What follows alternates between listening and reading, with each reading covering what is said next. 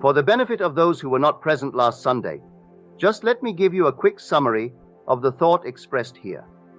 We claimed that the world was a manifestation of consciousness, that the individual's environment, circumstances, and conditions of life were only the outpicturing of the particular state of consciousness in which that individual abides. Therefore, the individual sees whatever he is by virtue of the state of consciousness from which he views the world.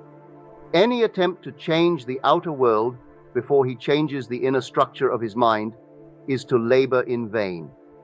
Everything happens by order. Those who help or hinder us, whether they know it or not, are the servants of that law which constantly shapes outward circumstances in harmony with our inner nature. We asked you last Sunday to distinguish between the individual identity and the state they occupy. The individual identity is the Son of God. It is that I speak of you or to you, or speak of myself, I mean really our imagination. That is permanent. It fuses with state and believes itself to be the state with which it is fused. But at every moment of time it is free to choose the state with which it will be identified. And that brings us to today's subject, changing the feeling of I. And I hope I will not get the same reaction that is recorded in the 6th chapter of the Gospel of John. For we are told that when this was given to the world, they all left him, leaving just a handful behind. For when he told them there was no one to change but self, they said, "This is a hard teaching. It's a hard thing. Who can hear it?" For he said, "No man cometh unto me, save I call him."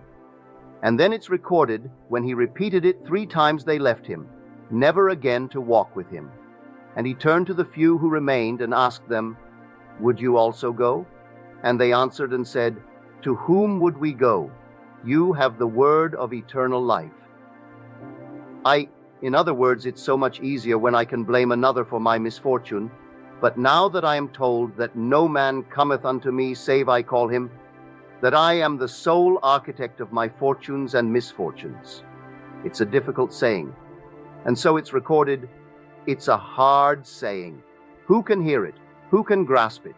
And who will believe it? And so he said, "And now I sanctify myself, that they also be sanctified through the truth. For if this is the truth, then there is no one to change, no one to make whole, no one to purify but self." And so we start with the I. Most of us are totally unaware of the self that we really cherish. We have never taken one good look at the self, so we don't know this self. For the I has neither face, form, nor figure, but it does mold itself into structure by all that it consents to, all that it believes. And few of us know really what we do believe. We have no idea of the unnumbered superstitions and prejudices that go to mold this inner, formless I into a form which is then projected as a man's environment, as the conditions of life. So here, read it carefully when you go home. "No man cometh unto me, save I call him." You didn't choose me, I have chosen you.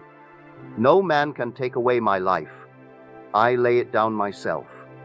There is no power to take from me anything that is part of the inner arrangement of my mind. All that you gave me I have kept, and none is lost save the son of perdition, or the belief in God. And because nothing can be lost but the belief in loss, I will not now assume loss of anything you have given me that is good. And so I sanctify myself, that they be sanctified through the truth. And now, how do we go about changing the I? First of all, we must discover the I, and we do this by an uncritical observation of self. This will reveal a self that will shock you. You will be altogether, I wouldn't say afraid, but ashamed to admit you've ever known such a lowly creature. And had it been God himself who drew near in this despicable form, you would have denied him 1,000 times before a single cock would crow. You couldn't believe that this is the self that you've carried around and protected and excused and justified. Then you start changing this self after, by an uncritical observation, you make the discovery of that self. For the acceptance of self is the essence of the moral problem of the world. It is the epitome of a true outlook on life, for it is the sole cause of everything you observe. Your description of the world is a confession of the self that you do not know. You describe another, you describe society, you describe anything, and your description of the thing you observe reveals to one who knows this law the being you really are. So you must first accept that self. When that self is accepted, then you can start to change. It's so much easier to take the virtues of the gospel and apply them as the word of life, to love the enemy, to bless those who curse us, and to feed the hungry.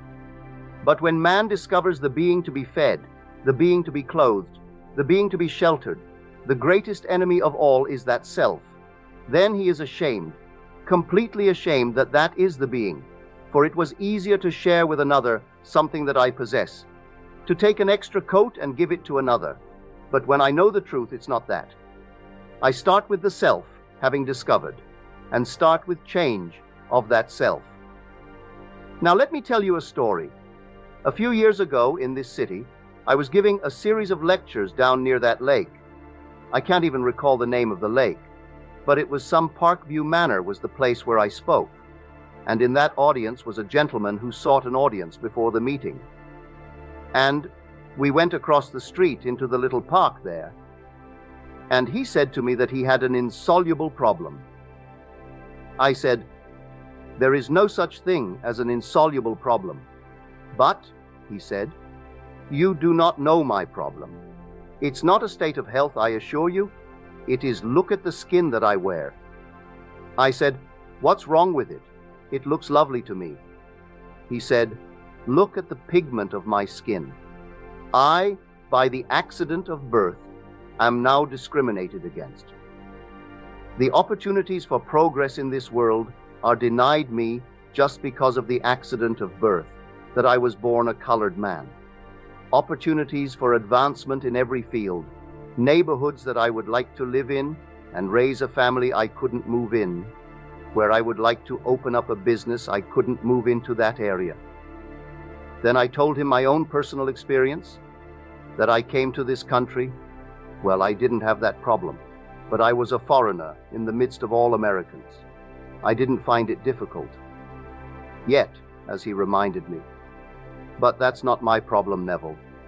Others have come here speaking with an accent, but they haven't my skin, and I was born an American. Then I told him an experience of mine in New York City. If I were called upon to name a man that I would consider my teacher, I would name Abdullah. I studied with that gentleman for 5 years. He had the same color skin, the same pigment as this gentleman. He would never allow anyone to refer to him as a colored man. He was very proud of being a Negro, didn't want any modification of what God had made him. He turned to me and he said, "Have you ever seen a picture of the Sphinx?" I said, "Yes." He said, "It embodies the 4 fixed quarters of the universe. You have the lion, the eagle, the bull, and man. And here is man, that is the head. The crown of that creature called the Sphinx, which still defies man's knowledge to unriddle it, was crowned with a human head. And look carefully at the head, Neville, and you will see whoever modeled that head must have been a Negro. Whoever modeled it had the face of a Negro. And if that still defies man's ability to unravel it, I am very proud that I am a Negro." I have seen scientists, doctors, lawyers, bankers, from every walk of life seek an audience with old Abdullah, and everyone who came thought themselves honored to be admitted to his home and to receive an interview. If he was ever invited out, and he was always the honored guest. He said, "Neville, you must first start with self. Find self. Don't be ashamed ever of the being you are. Discover it and start the changing of that self." Well, I told this gentleman exactly what Abdullah had taught me, that there was no cause outside of the arrangement of his own mind. If he was discriminated against, it was not because of the pigment of his skin, though he showed me signs as large as all outdoors, denying him access to a certain area. The sign is there only because in the minds of some men such patterns are formed, and they draw unto themselves what now they would condemn, that there is no power outside the mind of man to do anything to man, and he, by the arrangement of his own mind, by consenting to these restrictions in his cradle, and being conditioned slowly through his youth, waking into manhood, believing himself set upon, would have to be set upon, but no man cometh unto me save I call him. So then someone comes to condemn or to praise. They couldn't come unless I call them. Not a man called Neville, but that secret being that is not called Neville. The secret being that is the sum total of all of my beliefs, all of the things that I consent to, that form a pattern of structure. That secret being draws unto itself things in harmony with itself. Well, that man went away and wrestled with himself. He couldn't believe everything I told him. Not that night, but last Sunday morning in the lobby, he came forward and we renewed the friendship. He took me next door to show me the fruit of this teaching. He said, "Neville, it took me almost 3 years to really overcome that fixed idea that I, by the accident of birth, would be a secondary citizen, but I overcame it. Now here is my office on Wilshire Boulevard. I picked this one not because it was the only one offered. 4 equally wonderful spots were offered me. I took this one because it had greater telephone facilities, but the others were equally good. Now here is my office. Now you couldn't judge my income from this office, lovely as it is. Everything is nice about it, but, Neville, this year I will net $250,000. Well, in America, that is still a fabulous sum of money. It would be staggering in any other part of the world, but even in fabulous America, a man to net $250,000 is really up in the very highest of brackets. And that was the man that a few years ago told me the whole vast world was against him by reason of the accident of birth. He knows now he is what he is by virtue of the state of consciousness with which he is identified, and the choice is his to go back to the restrictions of his childhood when he believed the story, or to continue in the freedom that he has found. So you and I can be anything in this world we desire to be, if we will clearly define our aim in life and constantly occupy that aim.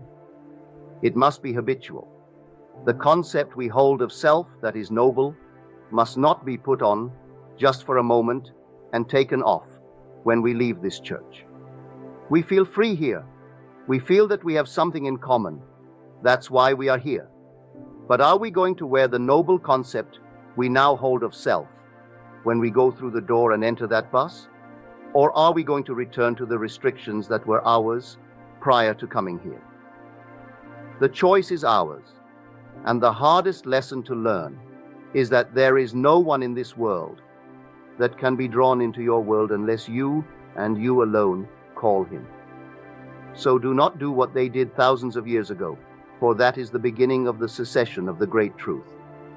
So we are told they turned away from it, never again to walk with it. And the few who remained didn't like it either. But where would they go if this is the word of eternal truth? Not that it's true for this day and age, but if this is the law of being, and in all the dimensions of my being, it holds good. If this is eternally true, then let me learn the lesson now, though I wrestle with myself as he did for 3 years. So, the changing of the feeling of I is a selective thing, because unnumbered states are infinite states.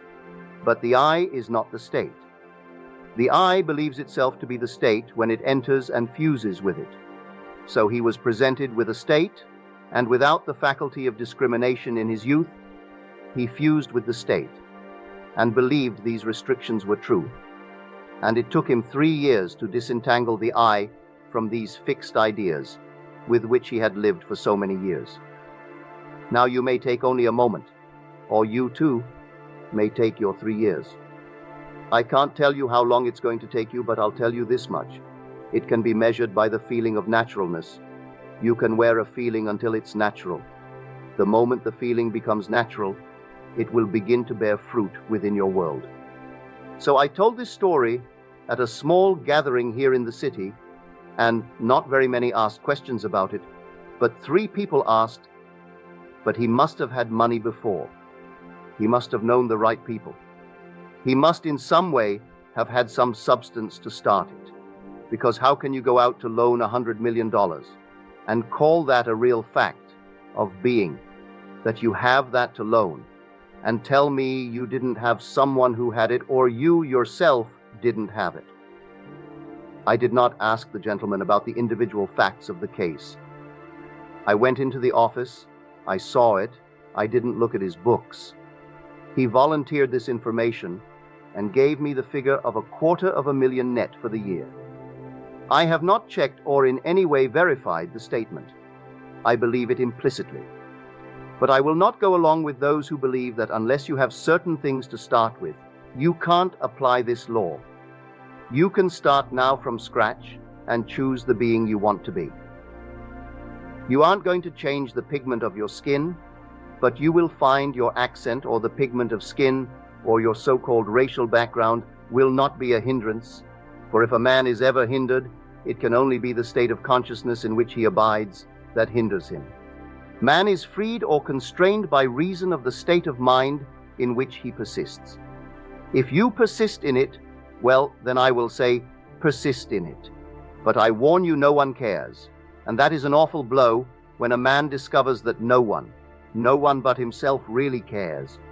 So we find ourselves weeping with ourselves in the hope of getting others to weep with us.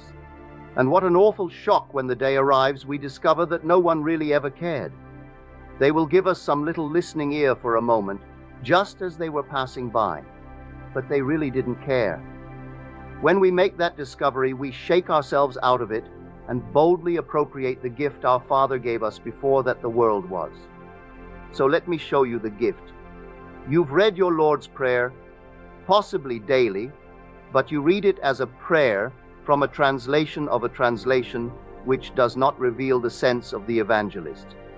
The real translation you will find in Farrar Fenton's work, where in the original it is written in the imperative passive mood, which is like a standing order, a thing to be done absolutely and continuously, so that you can look now upon your universe as one vast interknit machinery where all things happen. There isn't a thing to become. All things are taking place. So it is written in this manner, Thy will must be being done. Thy kingdom must be being restored. It is the only way you could express it, if you would express the imperative passive mood. But from the Latin from which our translation was made, there is no first aorist of the imperative passive mood. So we have it in the way we have it, but it does not reveal the intent of the mysteries. If you will see all things are now, you don't become. You simply select the state that you would occupy. Occupying it, you seem to become, but it is already a fact. Every aspect of that state in its most minute detail. It's worked out and taking place. You, by occupying the state, seem to go through the action of unfolding that state, but the state is completely finished and taking place. So now you can choose the being you want to be. And by choosing a being other than what you are now expressing, you start the change of the feeling of I. Now, how will I know that I have changed the feeling of I? By beginning first with an uncritical observation of my reactions to life, and then noticing my reactions when I think I am identified with my choice. If I assume that I am the man that I want to be, let me observe my reactions. If they are as they were, I have not identified myself with my choice, for my reactions are automatic. And so if I am changed, I would automatically change my reactions to life. So the changing of the feeling of I results in a change of reaction, which change of reaction is a change of environment and behavior. But let me warn you now, a little alteration of mood is not a transformation. It's not a real change of consciousness. Because as I change my mood for the moment, it can quickly and rapidly be, I would say, replaced by another mood in the reverse direction. When I say that I was changed, as that gentleman changed his mood, his basic mood, his state of consciousness, it means that having assumed that I am what the moment denied, what my reason denied, that I remain in that state long enough to make that state stable, so that all of my energies are flowing from that state. I am no longer thinking of that state. I am thinking from that state. So that wherever a state grows so stable as to definitely expel all of its rivals, then that central, habitual state of consciousness from which I think defines my character and is really a true transformation or change of consciousness. Whenever I reach that state of stability, watch my world mold itself, then in harmony with this inner change. And men will come into my world, people will come to aid, and they will think they are initiating the urge to help. They are playing only their part. They must do what they do, because I have done what I did. Having moved from one state into the other, I have altered my relationship relative to the world round about, and that changed relationship compels a change in behavior relative to my world. So they have to act differently toward me. So in changing the I, you start with desire, which we will unfold and elaborate on tomorrow night. For it starts with desire. Desire is the spring of action, for you must want to be other than what you are. We fail because we do not fall in love enough with an idea. We aren't, I would say, moved enough to want to be other than what we are. If I could get you to be completely in love with some state to the point where it haunted the mind, I could almost prophesy that you would, in the not distant future, externally see that state within your world. And the reason we fail, we aren't hungry enough to change, for either we do not know the law, or we haven't the urge or the hunger to really bring about the change. For the changing of the feeling of I results in the change of reaction, which change of reaction results in a change of world. If you like your world and you are complacent about it, you haven't started on the road of the mysteries, for the very first beatitude appeals to one who is not complacent. Blessed are the poor in spirit. You must be poor in spirit, not complacent, not satisfied.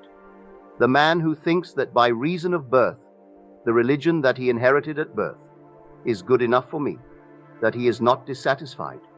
He is not, I would say, moved that being is complacent, and therefore he is not poor in spirit. He is very rich in spirit. Theirs is not the kingdom of God. For if I could stir you, make you dissatisfied with self, then you will recognize that self and set about to change it. For the only field of activity for man is within himself and on himself. You do not work on the other. The day you change self, that day you change your world. Now I see my time is going to its quick end. And so in the remaining minute I have left here, let me not urge you, because if you come to the meeting tomorrow night not really hungry, you wouldn't benefit. But I do hope that many of you are there, even if you are stirred to the point of trying to, I would say, disprove what I told you. I would accept that challenge, for in the attempt to disprove it, I know if you were sincere in your attempt, you would prove it. So I hope many of you will come and take this feast with us. We are here in the city at the Ebel for 15 nights, Monday through Friday, as Mr. Smith told you, for 3 consecutive weeks. If you can't take all, and I do hope many of you will take all, then pick out the title S that appeal to you. Tomorrow night to me is basic. It is the importance of defining an aim in this world, having a goal, for without an aim, you are aimless.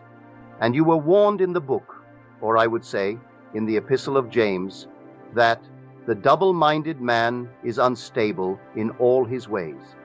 Let not such a man believe that he shall receive anything of the Lord, for he is like a wave that is driven and tossed by the wind. That man never reaches his goal. So you must have an aim, and tomorrow night we will show you the importance of defining desire. There are certain schools who teach you to kill out desire. We teach you to intensify desire and show you the reason for such teaching, show you what the Bible teaches about desire. And now we will come to the help that many of you have asked for today. Those who were not here on Sunday, let me remind you, it is a very simple technique. As I told you on Sunday, any time that you exercise your imagination and do it lovingly on behalf of another, you are mediating God to man. So we sit quietly and we simply become imitators of our Father. And He called the world into being by being the thing He would call.